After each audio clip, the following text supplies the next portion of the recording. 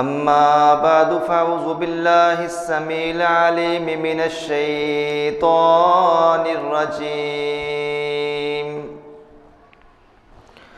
بسم الله الرحمن الرحيم. لقد كان لكم في رسول الله أسوة حسنة.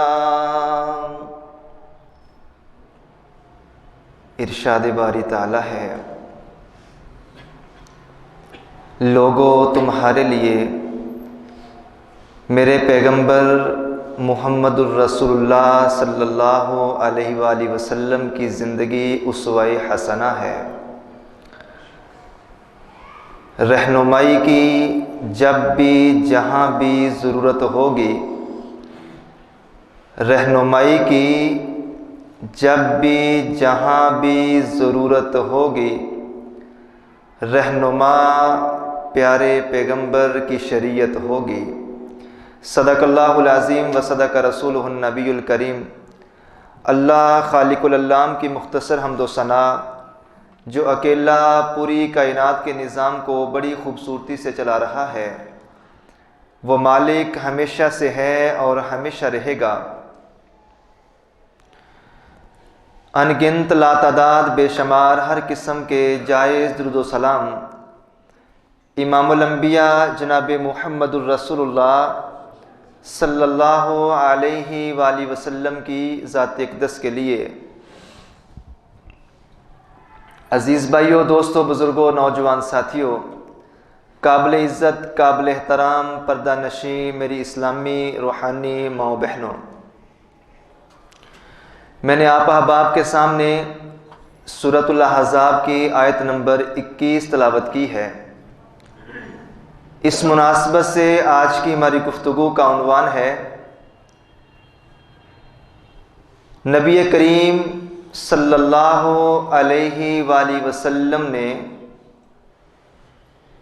11 شادیاں کیوں کی، اس کی کیا حکمتیں تھیں۔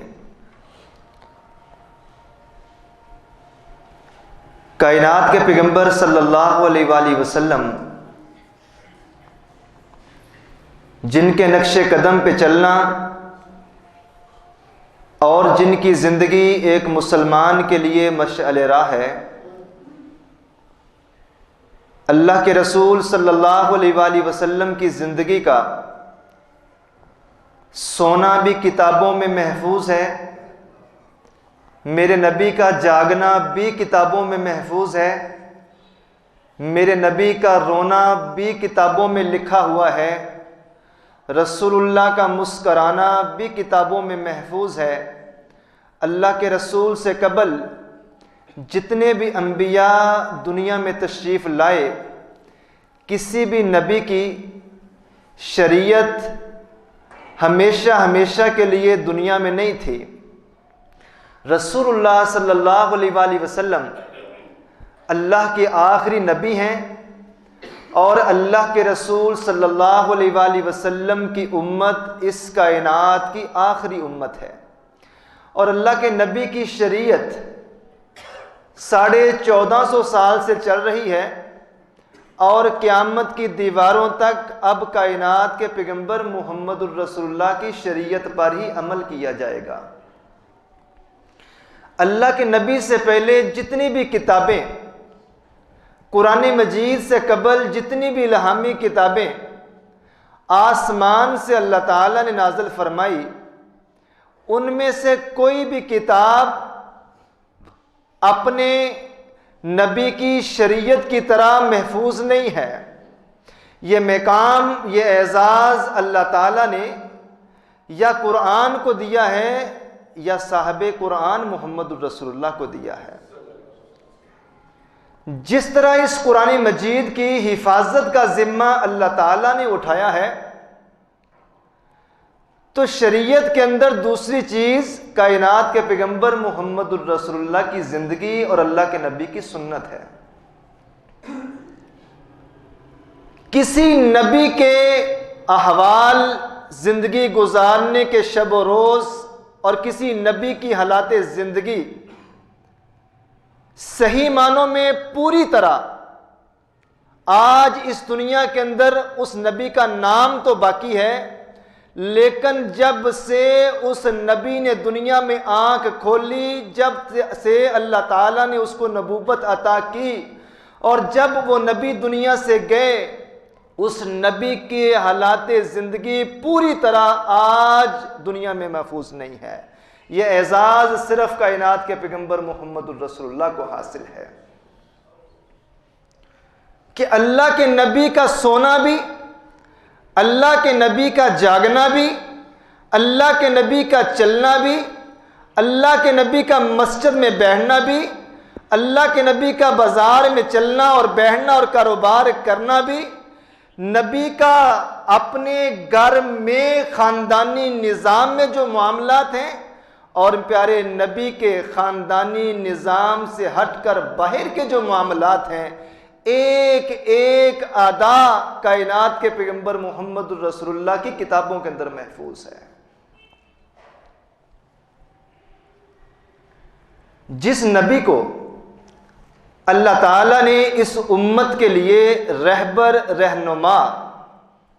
اور جس نبی کی شریعت اور جس نبی کے نقش قدم پہ چلنا اس امت کے اوپر لازم اور فرض ٹھہرایا ہے، تو ضروری تھا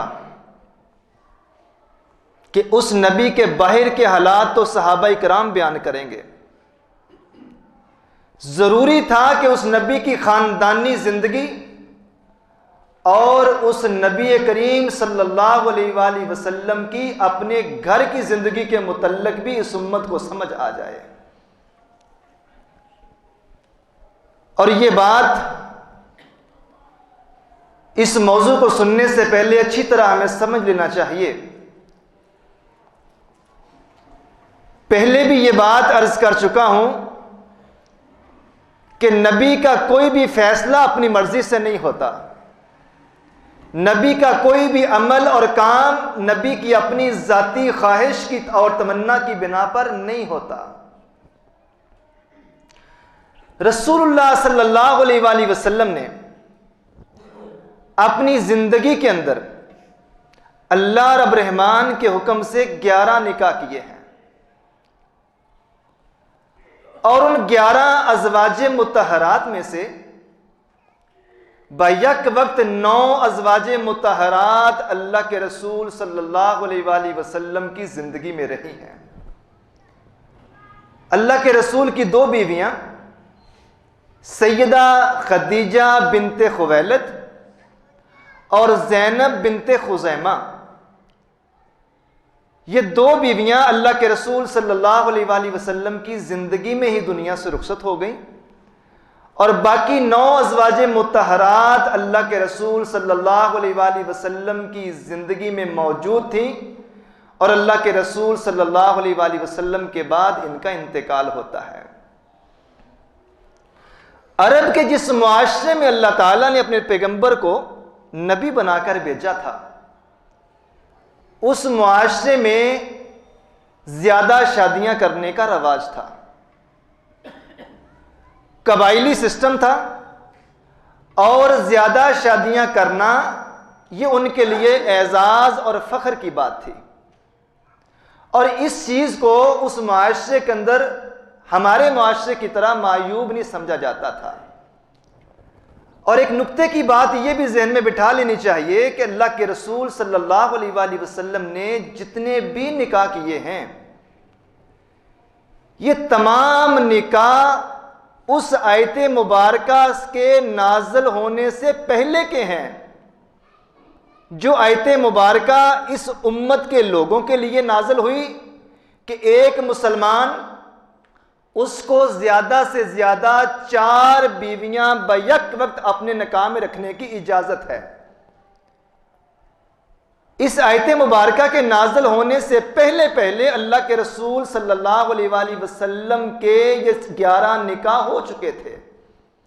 اور اس آیت مبارکہ کے بعد اللہ کے رسول صلی اللہ علیہ وآلہ وسلم نے اگلا کوئی نکاح نہیں کیا۔